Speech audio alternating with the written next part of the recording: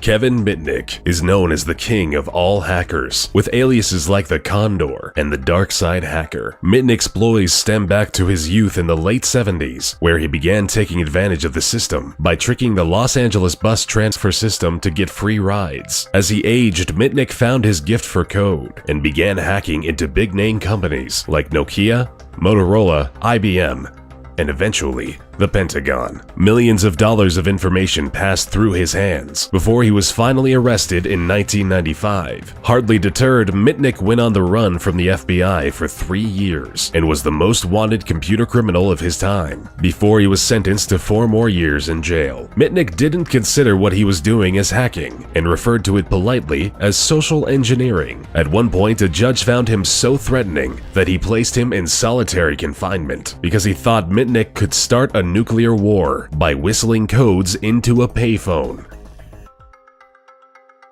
The dangerous British hacking duo of Matthew Bevan and Richard Price took the world for a potentially deadly ride for several weeks in their youth back in 1994. They began by attacking the Pentagon's network for several weeks and progressed further by stealing battlefield simulations. If that wasn't enough, they started intercepting messages from US agents stationed in North Korea and accessed sensitive material from a Korean nuclear facility. This was all incredibly alarming to the US because at the time, Price and Bevan were using US systems to infiltrate information from Korean systems, which, simply put, nearly sparked an international incident.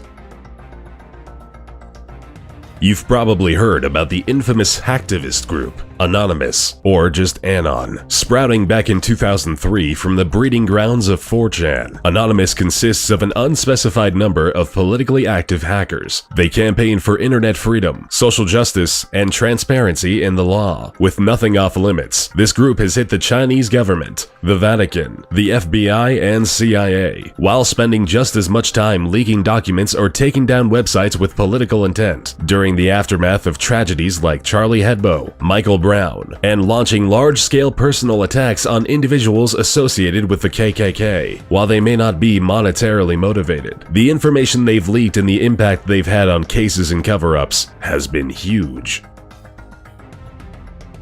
Little is known about Astra, which is the net alias of this notorious hacker who spent half a decade in the mid-2000s stealing high-profile weapons technology data and software. Astra would quickly sell this information to people and organizations across Brazil, South Africa, the Middle East, and the rest of the world. While no one knows how much money he was able to make or where it went, the damages he caused are estimated between $250 and $361 million.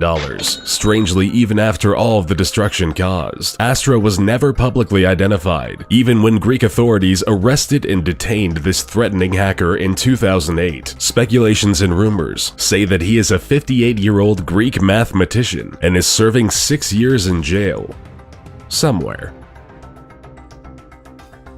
Gary McKinnon infiltrated over 97 US military and NASA servers in just a year during 2001. He deleted sensitive data, software, and files that cost the US government $700,000 in recovery charges due to the severity of the damage. Confident in his skills, McKinnon, who went by the alias Solo, taunted the military by posting, "Your security system is crap. I am Solo. I will continue to disrupt at the highest levels." Strangely enough, McKinnon wasn't in it for any kind of monetary gain, and it turns out he was just looking for files containing evidence of extraterrestrial life, which, according to McKinnon, he found.